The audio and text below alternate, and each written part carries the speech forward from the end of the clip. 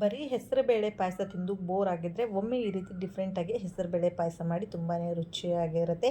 ಮೊದಲಿಗೆ ನಾನಿಲ್ಲಿ ಒಂದು ಕುಕ್ಕರ್ಗೆ ಒಂದು 2 ಚಮಚದಷ್ಟು ತುಪ್ಪನ ಹಾಕ್ಕೊಳ್ತಾ ಇದ್ದೀನಿ. ಹಾಗೆ ಅದಕ್ಕೆ ಒಂದು ಬೌಲಷ್ಟು ಹೆಸರುಬೇಳೆ ಕೂಡ ಹಾಕ್ಕೊಂಡಿದ್ದೀನಿ. ಹಾಗೆ 1 ಚಮಚದಷ್ಟು ಅಕ್ಕಿ ಕೂಡ ಹಾಕ್ಕೊಂಡು ಎರಡನ್ನೂ ಘಮ ಬರೋ ತನಕ ಚೆನ್ನಾಗಿ ಹುರ್ಕೊಳ್ಳೋಣ ಮೀಡಿಯಮ್ ಫ್ಲೇಮಲ್ಲಿ.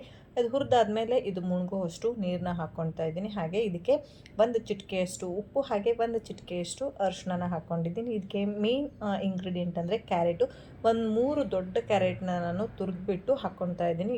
ಕ್ಯಾರೆಟ್ನ ಹಾಕೋದ್ರಿಂದ ಒಳ್ಳೆ ಟೇಸ್ಟ್ ಕೊಡುತ್ತೆ. ಅದರ ಫ್ಲೇವರೇ ನೆಕ್ಸ್ಟ್ ಲೆವೆಲ್ ಇರುತ್ತೆ. ಸೊ ಇವಾಗ ಇದನ್ನು ಕ್ಲೋಸ್ ಮಾಡಿ 3 ವಿಸಿಲ್ ಕೂಗಿಸ್ಕೊಳ್ಳೋಣ. ಈ ರೀತಿ ಮೆತ್ತಗೆ ಬೆಂದ ಮೇಲೆ ಇದಕ್ಕೆ ಬೆಲ್ಲನ ಸೇರಿಸ್ಕೊಳ್ತಾ ಇದ್ದೀನಿ. ನಾನಿಲ್ಲಿ ಆರ್ಗ್ಯಾನಿಕ್ ಬೆಲ್ಲ ಹಾಕ್ತಿರೋದ್ರಿಂದ ಡೈರೆಕ್ಟಾಗಿ ಹಾಕ್ತೀನಿ. ನಿಮ್ಮ ಮನೇಲಿ ಮಾಮೂಲು ಬೆಲ್ಲ ಇದ್ದರೆ ಒಂದು ಸತಿ ಕರಗಿಸಿ ಸೋಸಿ ಹಾಕೊಳ್ಳೋದು ಬೆಟರು, ಕಲ್ಲು ಇರುತ್ತೆ. ಸೊ ಹಂಗಾಗಿ ನೆಕ್ಸ್ಟ್ ಇದಕ್ಕೆ 1 ಚಮಚದಷ್ಟು ಏಲಕ್ಕಿ ಶುಂಠಿ ಪುಡಿನ ಹಾಕ್ಕೊಳ್ತಾ ಇದ್ದೀನಿ. ಇದು ಒಂದು ಕುದಿ ಬಂದಮೇಲೆ ಇದಕ್ಕೆ ಹಾಲನ್ನ ಆ್ಯಡ್ ಮಾಡ್ಕೊಳ್ತಾ ಇದ್ದೀನಿ. ಹಾಲಾದರೂ ಹಾಕಿ ಅಥವಾ ಕಾಯಿ ಹಾಲಾದರೂ ಕೂಡ ನೀವು ಹಾಕ್ಬೋದು. ಎರಡರಲ್ಲಿ ಯಾವ ಹಾಲು ಹಾಕಿದರೂ ಕೂಡ ಟೇಸ್ಟ್ ಚೆನ್ನಾಗೇ ಇರುತ್ತೆ. ಇವಾಗ ಹಾಲು ಹಾಕಿ ಇದನ್ನು ಒಂದು ಸಾರಿ ಮಿಕ್ಸ್ ಮಾಡಿಕೊಂಡ್ರೆ ಕ್ಯಾರೆಟ್ ಹೆಸರುಬೇಳೆ ಪಾಯಸ ರೆಡಿ ಆಗುತ್ತೆ. ತುಂಬಾ ರುಚಿಯಾಗಿರುತ್ತೆ. ಫೈನಲ್ ಟಚ್ ಇದಕ್ಕೆ ತುಪ್ಪದಲ್ಲಿ ಡ್ರೈ ಫ್ರೂಟ್ಸ್ನ ಹುರಿದು ಹಾಕಿದರೆ ಫೈನಲ್ ಟಚ್ ನಮ್ಮದು ಹೆಸರುಬೇಳೆ ಕ್ಯಾರೆಟ್ ಪಾಯಸ ರೆಡಿ ಆಯಿತು. ನೀವು ಕೂಡ ಒಂದು ಸಾರಿ ಟ್ರೈ ಮಾಡಿ ಟೇಸ್ಟ್ ಹೇಗೆ ಬಂದಿತ್ತು ಅಂತ ಕಮೆಂಟ್ ಮಾಡೋದನ್ನು ಮರಿಬೇಡಿ. ಹಾಗೆ ಫಾಲೋ ಮಾಡಿ. Thank you.